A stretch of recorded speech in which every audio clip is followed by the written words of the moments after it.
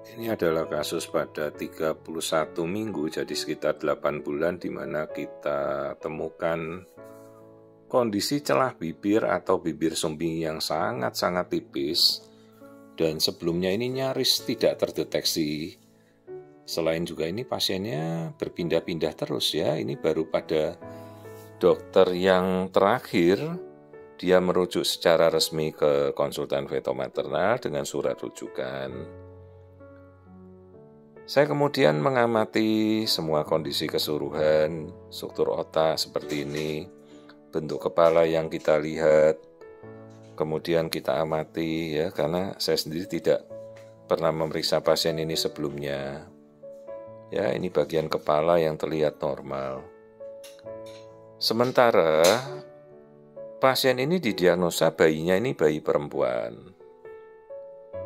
Kemudian dia dikonsulkan untuk ke feto-maternal karena dokter yang terakhir ragu. Karena dia temukan bibir sumbing, khawatirnya ada suatu kelainan lain. Ya, ini kita masih melihat struktur otak, tempurung kepala semuanya bagus. Namun akhirnya pasien tidak melakukan pemeriksaan sesuai yang dianjurkan dokter yang merujuk ke konsultan feto, tapi dia kemudian melakukan pemeriksaan ya seperti lazimnya ibu-ibu lakukan, memeriksa 3 dimensi, 4 dimensi ya. Sekali lagi itu hanya alat. Apabila Anda dirujuk secara resmi ya anjurannya diikuti. Tentu maksudnya dokter itu kan ada ya, apalagi dokter yang merasa menemukan sesuatu masalah. Ini saya mengamati jantung, keempat ruang jantungnya semuanya normal, aliran darahnya bagus. Dan pasien ini telah dirujuk untuk melakukan non-invasive prenatal test atau NIPT.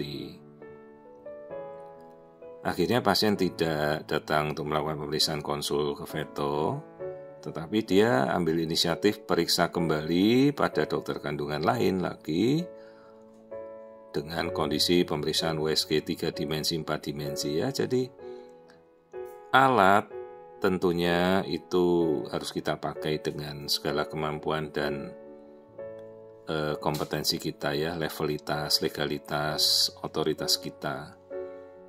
Tentu ada batasnya kalau kita menggunakan 3 dimensi, 4 dimensi tersebut ya. Dan kemudian dari kedua dokter ini juga dicurigai kelaminnya perempuan. Ini saya melihat struktur rongga perut, lambung, kandung kencing semuanya bagus ya. Jadi proses dia menelan, lambungnya terisi, kandung kencingnya terisi ya. Nah kemudian pasien dianjurkan NIPT lagi, periksa genetika oleh dokter yang terakhir, tetapi tanpa izin dari dokter pertama sebelumnya dirubah penanggung jawabnya kepada provider pihak lain. Akhirnya keluar hasil NIPT tanpa dibaca, pasien juga tidak mengerti hasilnya, ditunjukkan ke saya tambah bingung lagi ya. Karena 2 hasil sebelumnya ini dikatakan bayi ini dari pemeriksaan kelamin luar, perempuan. Ini saya sedang mengukur biometrinya untuk menunjukkan kesesuaian dengan pertumbuhan 31-32 minggu. Kita mengukur kepala, terus nanti lingkar perut, kemudian kita nanti mengukur tulang paha. Jadi juga kalau kita melakukan pemeriksaan NIPT, hati-hati dengan provider yang kita periksa ya, harus benar-benar yakin provider resmi, terakreditasi nasional maupun internasional. Dan kalau memang ibu dirujuk untuk NIPT ya, yang mengirim yang harus bertanggung jawab, artinya dokter kandungannya ada namanya, kita tidak boleh mengganti nama. Artinya kalau pasien itu dirujuk oleh dokter lain ya dianjurkan melakukan pemeriksaan sesuai yang dianjurkan ya.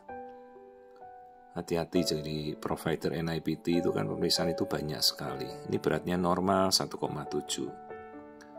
Karena dari hasil terakhir NIPT ini kelaminnya itu menjadi tanda tanya, tertulis kromosom Y atau laki-laki, tetapi kok tertulisnya negatif garis strip, terdeteksiannya kan tidak terdeteksi. Nah, sekarang kita lihat coba kelaminnya bayi.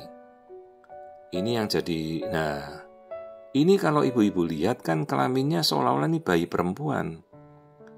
Itu yang dikira sebagai klitoris membesar. Bukan, ini sebenarnya bayi laki-laki tetapi ada testisnya dan terlihat ada belahan di bawah, terus yang menyerupai seperti klitoris itu adalah mikropenis. Jadi sebenarnya ini kasus hipospadia atau mikropenis dengan mikrotestis. Makanya saya membutuhkan benar-benar DNA bayi ini. Tapi hasil DNA-nya malah membingungkan. Ya, ini kasus hipospadia. Jadi kalau kencing dia itu melipir di bawah struktur penis yang kecil itu. Yang seperti belahan vagina itu adalah skrotum atau kantung pelir, makanya testisnya kecil ini. Jadi ini kasus mikropenis, atau sebenarnya namanya lainnya adalah ambiguous genitalia. Jadi ini semakin menambah kecurigaan adanya kelainan fisik, kelainan yang lain, sementara hasil NIPT-nya tidak bisa saya percaya. Jadi ibu-ibu kalau melakukan NIPT harus benar-benar dikorelasi ya. NIPT normal itu belum tentu hasil kondisi anatomi bayi normal. Jadi kalau ibu dirujuk, ya benar-benar lakukanlah sesuai apa yang dirujuk oleh dokternya ya.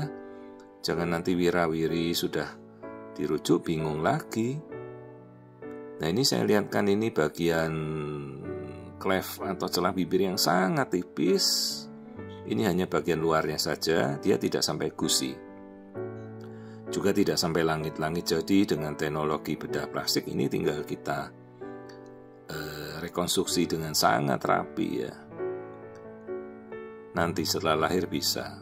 Masanya sekarang saya harus memastikan ini kelaminnya apa. Jadi setelah saya tadi lihat ini kasus mikropenis, jadi ini kelaminnya harusnya bayi laki-laki XY. Maka saya anjurkan ya apa boleh buat dia. Saya minta untuk NIPT ulang dengan provider yang benar-benar valid ya, terakreditasi nasional maupun internasional. Itu harus kita yakin betul, karena nanti kalau ketahuan kromosomnya, misalnya dia bayi perempuan ada testis, yaitu testisnya kan harus diambil. Tapi kalau kromosomnya laki-laki XY, maka kelaminnya yang mikropenis tadi kan harus kita rekonstruksi ya, terus dibetulkan sesuai jenis kelaminnya. Jangan sampai kelaminnya laki-laki malah dicurigai malah perempuan, testisnya yang dibuang, ya kasihan seumur hidup ya bayinya.